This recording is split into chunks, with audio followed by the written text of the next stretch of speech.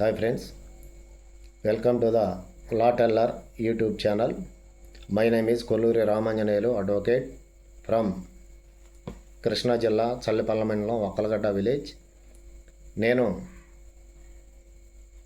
గత 23 సంవత్సరాలుగా జిల్లా కోర్టు బందరు అలాగే అవనిగడ్డ కోర్టు మౌ కోర్టుల్లో 23 సంవత్సరాల నుండి ప్రాక్టీస్ చేసుకుంటున్నాను. అదేవిధంగా నేను నాకు తెలిసినటువంటి కొంత సబ్జెక్ట్ని పబ్లిక్కి, క్లయింట్స్కి, తెలియని వారికి చట్టాల పట్ల అవగాహన కల్పించాలని అనే ఒక ఉద్దేశంతో, అందరూ చట్టాలు తెలుసుకోవాలనే ఒక ఉద్దేశంతో నేను యూట్యూబ్ ఛానల్ పెట్టి ఈ లాకి సంబంధించి ప్రస్తుతానికి తెలుగు వీడియోలు అందరికి అర్థమయ్యే రీతిలో చెప్పాలనే ఉద్దేశంతో నేను ఈ వీడియోలు చేసి అప్లోడ్ చేస్తున్నాను. ఫ్రెండ్స్, నాకు అందరూ కోఆపరేషన్ చేయండి, సబ్స్క్రైబ్ చేసుకుని. అంతేకాకుండా ఇప్పుడు నేను మీకు చెప్పబోయే సబ్జెక్ట్ ఏంటంటే section 353 of Indian penal code. Section 353 of Indian penal code అంటే మన భారతదేశంలోనే, మన రాష్ట్రంలోనే, జిల్లాలోనే ఉన్నటువంటి గవర్నమెంట్ ఎంప్లాయీస్ ఎవరైతే ఉన్నారో వారికి వారి జాబ్ నిమిత్తం ఆ జాబ్ యొక్క కేడర్ను బట్టి వాళ్ళకి కొన్ని అధికారాలు ఉంటాయి. వాళ్ళ కొన్ని అధికారాలు చట్టం అనేది కల్పించింది. వాళ్ళ డ్యూటీని కరెక్ట్గా చేయాలి.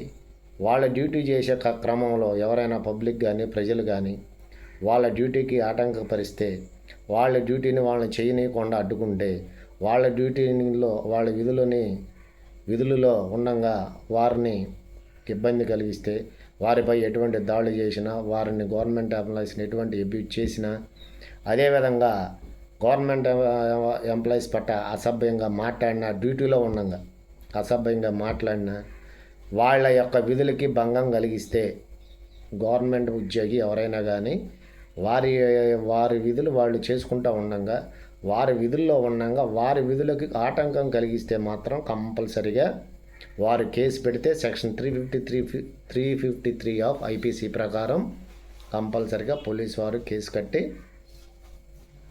కోర్టుకు తరలించడం జరుగుతుంది. ఫ్రెండ్స్, అందుచేత ప్రతి ఒక్కరూ గవర్నమెంట్ ఎంప్లాయీని గవర్నమెంట్ ఎంప్లాయీ అన్ని డిపార్ట్మెంట్లకు చెందిన గవర్నమెంట్ ఎంప్లాయీ అతని డ్యూటీని అతను చేసుకునేవాళ్ళు. మీకు ఏదన్నా పలానా ఎంప్లాయీ పలానా సరిగ్గా పని చేయలేదు, సరిగ్గా రెస్పాండ్ అవ్వలేదు అనుకుంటే ప్రాపర్ మేనర్ ఉంటుంది. How to complaint against the government employees. ఆ ప్రాపర్ మేనర్లో మీరు వెళ్ళి కంప్లైంట్ చేయాలి. కానీ పబ్లిక్లో ఎక్కడ పడితే అక్కడ ఏ విధంగా మీకు అవకాశం ఉంటే ఆ విధంగా వాళ్ళని ఇబ్బంది పెడతాం, వాళ్ళ విధులకు ఆటంకం కలిగించడం అనేది చేయకూడదు. గవర్నమెంట్ ఆఫీసర్స్పై వాళ్ళ విధులు వాళ్ళు చేసుకోలేనప్పుడు, వాళ్ళ విధులు వాళ్ళు కరెక్ట్గా చేయకుండా వాళ్ళు అవినీతికి పాల్పడుతున్నప్పుడు వారిపై గవర్నమెంట్ ఎలా కంప్లైంట్ చేయాలనేది మరలా నేను మీకు ఇంకో వీడియోలో చెప్తాను. ఫ్రెండ్స్, ప్రస్తుతానికి గవర్నమెంట్ ఎంప్లాయీస్కి యొక్క విధులకు ఆటంకం కలిగించకుండా వారి విధులను వాళ్ళని చేసుకొనివ్వండి. వారు ఏదన్నా మీకు ఇబ్బంది కలిగిస్తే ప్రాపర్ మేనర్లో కంప్లైంట్ చేయండి. అలా చేయకుండా మీరు పబ్లిక్, గవర్నమెంట్ ఉద్యోగస్తులకి విధుల్లో ఉండగా ఆటంకం కలిగిస్తే section 353 of Indian penal code ప్రకారం పోలీస్ స్టేషన్లో మీ మీద ఎఫ్ఐఆర్ నమోదవుద్ది.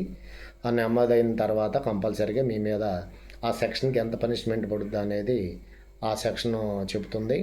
ఆ సెక్షన్ ప్రకారం మీకు శిక్ష అనేది కంపల్సరీగా పడుద్ది. ఫ్రెండ్స్, కావున ఇది దృష్టిలో పెట్టుకుని గవర్నమెంట్ ఎంప్లాయీస్ని మర్యాదపూర్వకంగా ఏదన్నా అడగాలనుకుంటే మేనరిజంగా మాట్లాడాలి. అంతేగాని వాళ్ళపై ఎటువంటి అఘాయిత్యాలు, అకృత్యాలు వాళ్ళని చేయకూడదు. వారు ఏదన్నా మీకు పని చేయట్లేదు అనుకుంటే దానికి సంబంధించి కంప్లైంట్ ఎలా చేయాలనేది ప్రాపర్ మేనర్ ఉంటుంది. ఆ మేనర్లో మీరు వెళ్ళి కంప్లైంట్ చేయాలి. ఫిజికల్ దాడులు, విధులకు ఆటంకం కలిగించడం, విధుల్లో ఉండగా అబ్యూజింగ్ చేయటం ఇలాంటివి చేయకూడదు. అది చట్టరీత్యా నేరం. దాన్నే section 353 of Indian penal code అనేది పూర్తిగా వివరించింది దాంట్లో.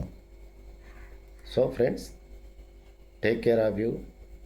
మరలా మీకు నేను ఇంకో వీడియోతో ముందుకు వస్తాను. Until then bye friends.